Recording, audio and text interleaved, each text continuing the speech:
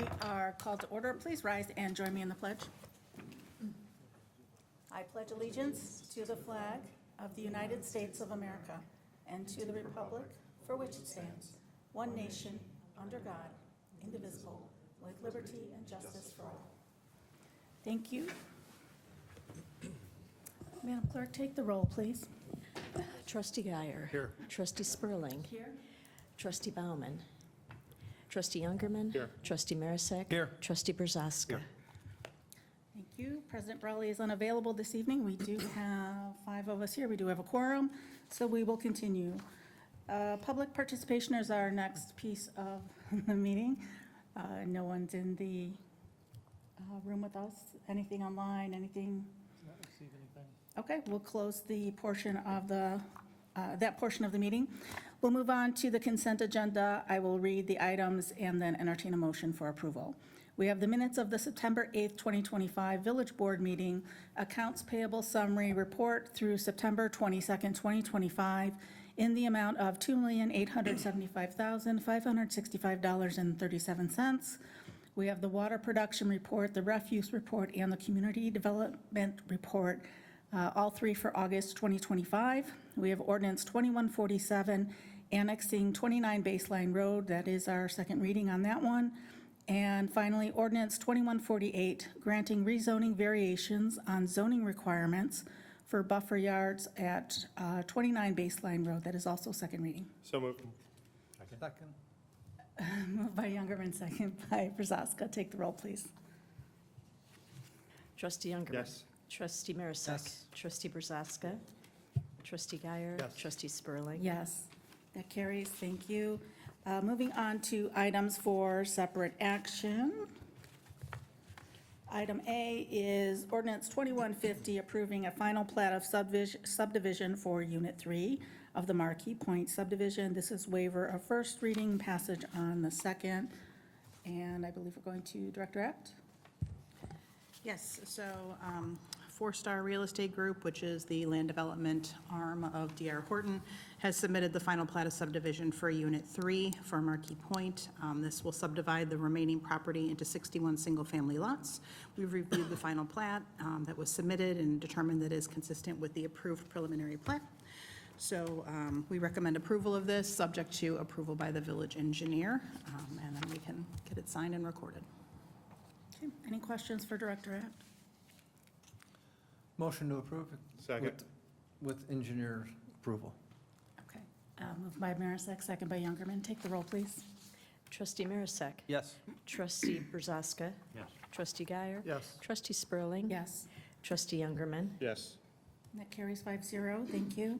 Moving on to item B, Resolution 2025-031, authorizing the acceptance of public improvement for Performance Foods. Director Apt? Yes, so we approved a permit for a sanitary sewer extension to serve the Performance Foods building that's at 919 Lake Street. So that project is completed. We have approved the as-built, and IDOT has signed off on the permit. So we are ready to accept the public improvement. So the resolution before you will allow us to do that and get the bill of sale signed by Performance Foods. Any questions for Director Apt? So moved. Second. Moved by Marisak, second by Brzoska. Take the roll, please. Trustee Marisak. Yes. Trustee Brzoska. Yes. Trustee Guyer. Yes. Trustee Spurling. Yes. Trustee Youngerman. Yes. That carries 5-0. Thank you.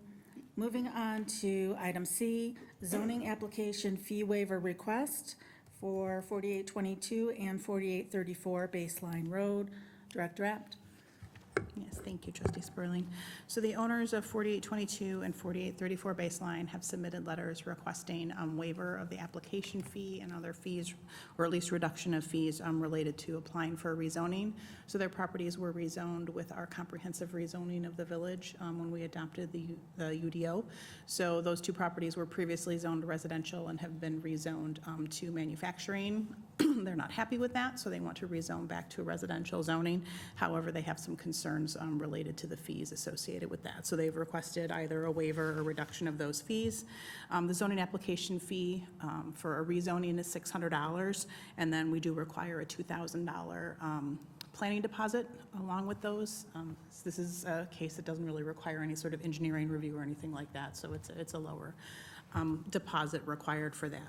So if we do waive the application fee, that would be $1,200 between the two of them, waiving the out-of-pocket costs, which is what the deposit is supposed to help cover in case they don't pay their invoices.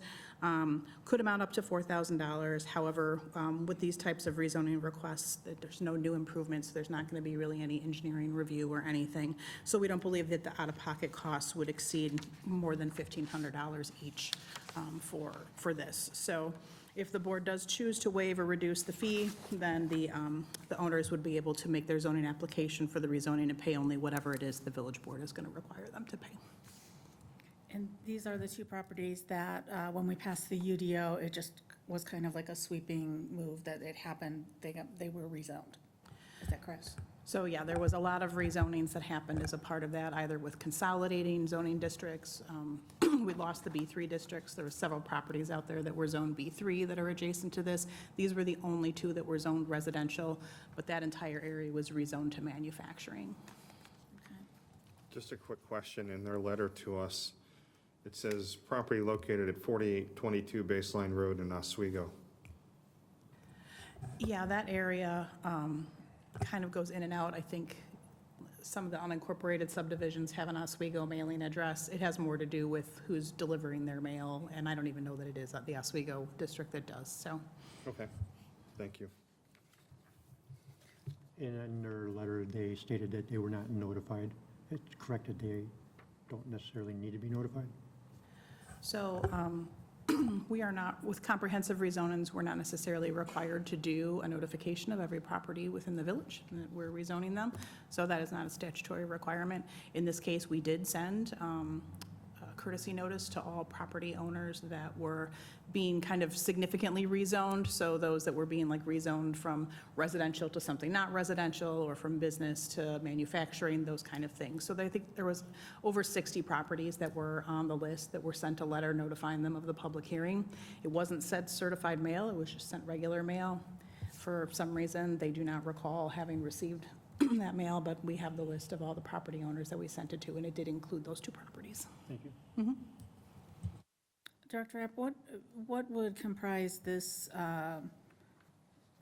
the last sentence here says that staff does not believe the costs would exceed $1,500 each. What is that, what would that cover? So those costs would be most likely the publication fees, so what would be charged to us by the Tribune for publishing the notice. And in addition to that, most likely would just be legal fees related to reviewing the public notice and the ordinances and stuff that are created for the rezonings. Okay, thank you. And this happened prior to your employment with the village, correct? It was a previous director? Yes, so my first board meeting was the meeting that you adopted the Unified Development Ordinance and approved the official zoning map, so, Right. yes. So just to kind of refresh everybody's memory on this, this also is when we were going to force everybody on North River Street to be in the Mill District zoning.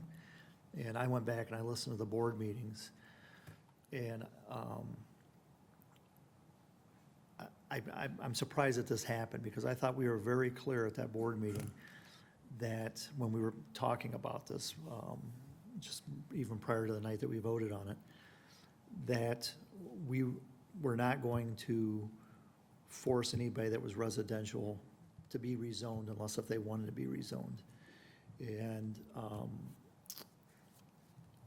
I think it was Trustee Youngerman that said, well, if a developer comes in and wants to buy all the houses on North River Street and develop it, well, they can rezone it at that time. Why are we forcing residential homes to be rezoned when there's no development going to happen?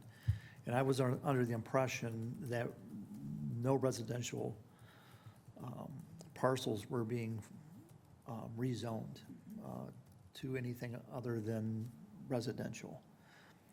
So I have no problem with waiving the fees. I don't know that our attorney would be $1,500 a person, a property to do the legal, because I mean, you know, you do one, all you gotta do is change the address and the parcel number for the other one. So I mean, do you really think it's gonna be 1,500? How much is a, how much is a publication in the newspaper now? A couple $100? So, yeah, about, we don't really see too many that are less than $200, Yeah. so. So an hour of attorney time, maybe? I mean, I personally, I don't think we should charge them anything. I think it shouldn't have been done in the past. I think we ought to just waive everything for them. And it was a mistake that we made back then, should have never happened. I would agree with you. It definitely seems like it was a mistake on our part, especially since we talked about that, and I'm going up based on what you're saying, and it sounds vaguely familiar. I don't want to cause them any type of harm or financial hardship on something that they didn't even realize was happening. And it just doesn't make sense why we would have changed that from a residential if there's clearly the property is being used as a residence. So it just doesn't seem like it was the right thing to do. So I'm in favor of let's just waive these fees. So am I. Yeah, Yeah, agreement. okay, so then, I mean, in this day and age, right now, the economic climate that we're in, $1,500 is a significant amount of money yeah. to a family. So I think, yeah. So we have all 5 of the trustees here are in favor of waiving that. Do you need a motion? I need a motion that says we are. I'll make a motion to waive the fees for both of these properties, the application fees, and are we also, The planning deposit. the The planning deposit is the other piece of it? and yeah? the planning deposit as well? I'll second that motion. Okay. Moved by Youngerman, second by Brzezowska.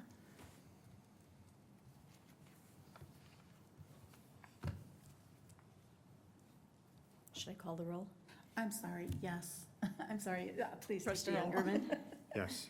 Trustee Marisak? Yes. Trustee Brzaska? Trustee Guyer? Yes. Trustee Spurling? Yes, yes. And you've got that about waiving both of those pieces, correct? Pardon me? You've got it, that the motion was with Yes. waiving, okay, thank you, I just wanted to make sure of that. Okay, thanks. Okay, moving on to item D, we have water model extended period simulation development and receiving station development engineering agreement. Director Wolf? Thank you, Trustee Spurling. So as the village continues to work towards our transition to Lake Michigan Water through the DuPage Water Commission, one of the notable changes for us is shifting to 2 receiving stations from utilizing our wells and our ion exchange and lime softening plant processes. One of the operational changes that's going to be drastically different with Lake Michigan is the continuous 24-hour receiving of water and that flow.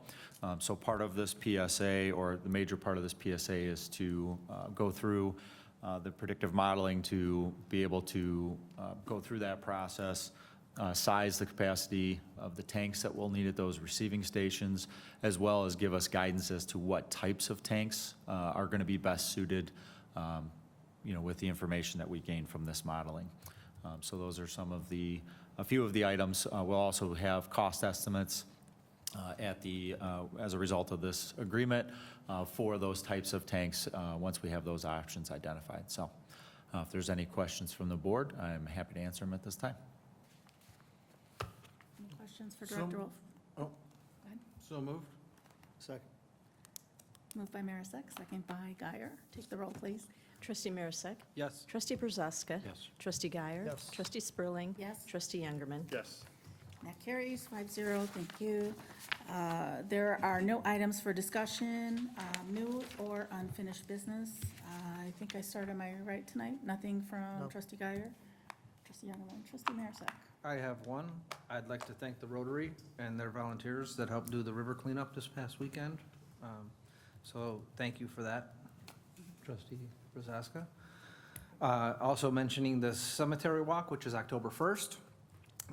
Fantastic event, great, a lot of knowledge and history from the village and residents in the past, as well as we have the Halloween safety event coming up October 18th, and the Fall Carnival as that same weekend.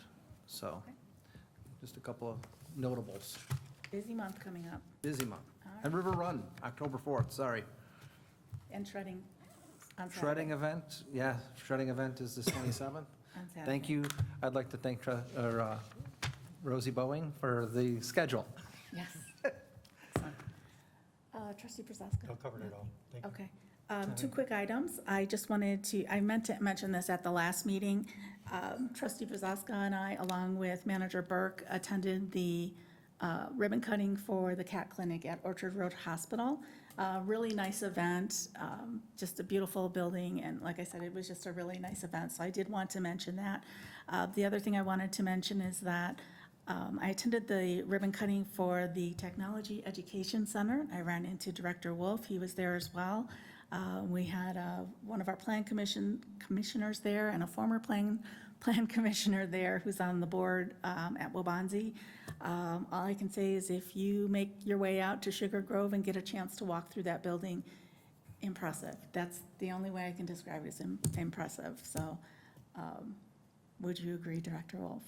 Yes, absolutely. Yeah. So I attended Wabanzi, and I was in that program. It's a far cry from what I recall it being in the old shop. So definitely a great improvement for the college, especially on the auto body side. That building was significantly run down and in need of some upgrades. So it's pretty awesome. It was a great opportunity for myself, as well as our fleet staff, to go kind of see the facility, anything new, innovative that they did in their facility that we could benefit from. But also it was a great opportunity for me to talk to some of the instructors there as we're trying to do a little bit of succession planning with the future retirement of our fleet supervisor. So great opportunity and a very nice run event. Yes, and really fantastic programs they have going up there as well. So thank you for sharing your comments on that. All right, you see the future meeting schedule, and we have no executive session. I will entertain a motion for adjournment. So moved. Second. Moved by Youngerman, second by Prozowska. Take the roll, please. Trustee Youngerman. Yes. Trustee Marisak. Yes. Trustee Brzoska. Yes. Trustee Guyer. Trustee Spurling.